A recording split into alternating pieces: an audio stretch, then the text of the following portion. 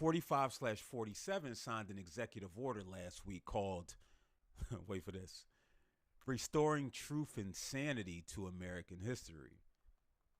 They say museums are overrun with what? Leftist content. They want neutrality and patriotism. What they really want is propaganda. We see this as coordinated cultural warfare. They're not just coming for policy, they're coming for memory. But whose memory? Not ours. Not black memory, not indigenous memory, not queer or trans memory. Why? Because our memory is in our bones.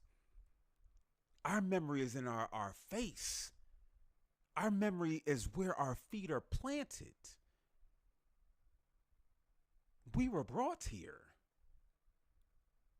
We see the impact of this settler colony every single day of the week.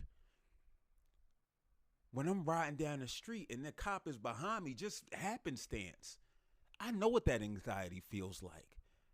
That's memory.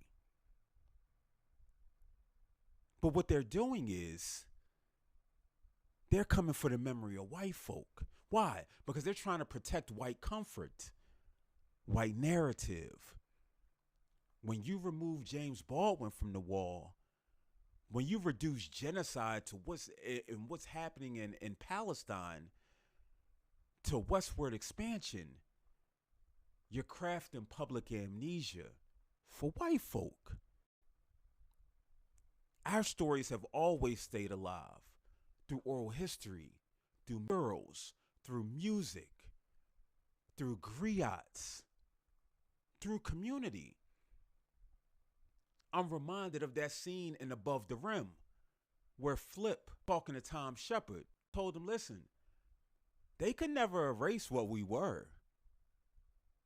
And I need y'all to consider that when you're getting upset about the Smithsonian Museum of African American History. That place can burn to the ground. They could still never erase what we were. But now look, I understand it. Representation matters.